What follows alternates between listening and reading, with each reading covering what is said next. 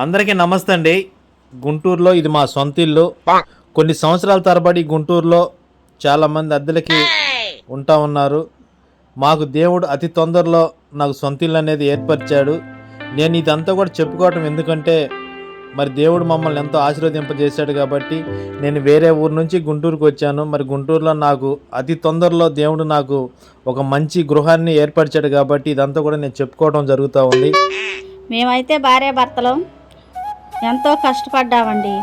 ఇద్దరు మగపిల్లలు మాకు, వాళ్ళని చదివించుకొని వాళ్ళకి పెళ్ళిళ్ళు చేసి మా పిల్లలిద్దరూ కూడా ఇంటి కోసం చాలా కష్టపడ్డారండి. వాళ్ళు కష్టపడటమే కాకుండా మమ్మల్ని ఆనందంగా ఉంచేదానికి మా ఇంటి ముందు శిలాపలకం మీద మా పేర్లు అయితే వాళ్ళిద్దరు చూడండి ఎలా వేయించారో.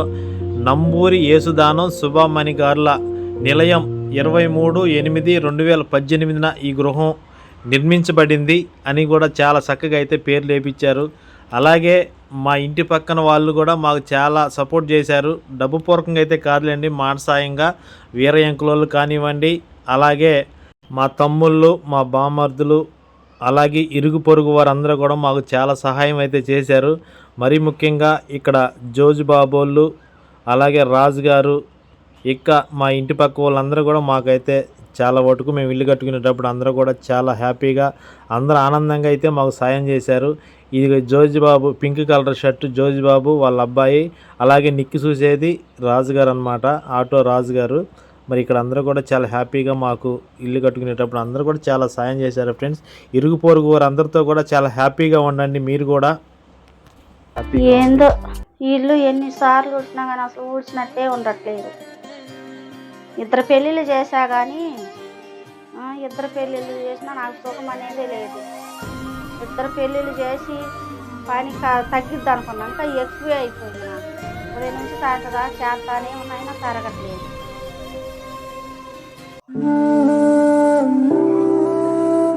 ఏమండి చెప్పండి.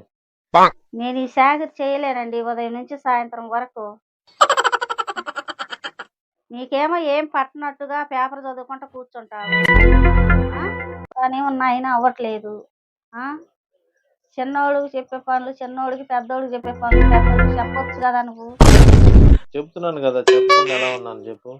ఇద్దరికి ఎవరికి చెప్పాల్సిన పని వాళ్ళు చెబుతానే ఉన్నాను. నేనైతే వాళ్ళు ఈ వయసులో మన మాట వింటలేదు. మనం ఎంత చేసినా ఇప్పుడు వాళ్ళు వాళ్ళ పనులు వాళ్ళు బిజీగా, వాళ్ళ పిల్లలు ఇంకా సంవత్సరం బాధ్యతలు పెరిగింది కానీ తగ్గలేదు. ఇప్పుడు నేను అక్కడ పని చేస్తేనేమో ఆ అమ్మాయి ఏమో ఇక్కడ చేస్తున్నామంటుంది, ఇక్కడ పని చేస్తేనేమో ఆ అమ్మాయి ఈ అమ్మాయి అక్కడ చేస్తున్నామంటుంది. నేను ఎక్కడ చేయకుండా ఏం చేయను మరి. ఈ వయసులో మనం అనిపించుకోక ఏం చేస్తాం చెప్పు. మన ప్రాణం ఉన్నంత వరకు మనం చేయాల్సిన పనులు చేయాల్సిందే. వాళ్ళ చేత మాట అనిపించుకోవాలి. కన్న నేరానికి మనకు తప్పదు కదా.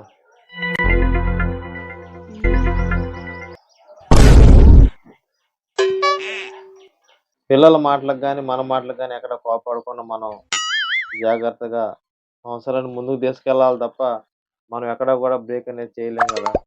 అంటే నేను ఇంకా ఈ సాగు చేయాలంట. తప్పదుగా మరి, మన ప్రాణం ఉన్నంత వరకు ఏదో ఒక పని చేసుకుని ముందుకు ఎదగాల్సిందే కదా.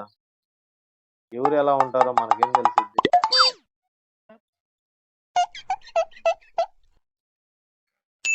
నేను అనుకో వాళ్ళతో అనిపిస్తుందా నేను చెయ్యలేనండి.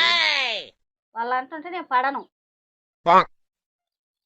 ఏం చేద్దామంట మరి, మన కాళ్ళని మనం కాసుకున్నావా? వద్దులేండి, మళ్ళీ నలుగురు ఏమనుకుంటారు, వద్దులేండి. మరేం చేద్దాం? అట్లాగే ఉందాం, ఏం చేద్దాం. చెయ్యాలి మరి, చాకరీ చేయాల్సిందే, నువ్వు తప్పదు.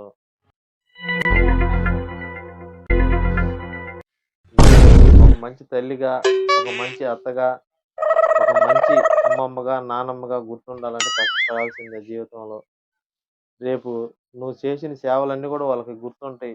అప్పుడు ఈరోజు నీకు అవి కష్టంగా అనిపించవచ్చు కానీ నువ్వు వాళ్ళకి చేసే సేవలో ప్రతిదీ కూడా వాళ్ళకి గుర్తుంటుంది. ఎందుకంటే మా అత్త మాకింత చాకరీ చేసింది, మా అమ్మ మాకింత చాకరీ చేసింది అని నీకు ఒక మంచి పేరుని సంపాదించుకుంటావు. కష్టపడు, తప్పదు. నీ కాడ ఓపిక ఉన్న వాళ్ళు కష్టపడు. చూసావా, కొంతమంది తల్లిదండ్రుల్ని వృద్ధాశ్రయాలను వదిలిపెట్టి వస్తున్నారు. ఏంటికి? పిల్లలు తల్లిదండ్రులు చెప్పిన మాటలు వింటలేదని లేదా వీళ్ళని మేము ఇంకా ఎందుకు సాకాలి, మమ్మల్ని పెద్ద చేశారు కదా అని వృద్ధాశ్రమాల్లో వదిలిపెట్టేస్తా ఉంటారు. వాళ్ళకి తెలియదు కొన్ని రోజులు పోతే వాళ్ళని కూడా అక్కడ వదిలిపెడతారు వాళ్ళ పిల్లలని.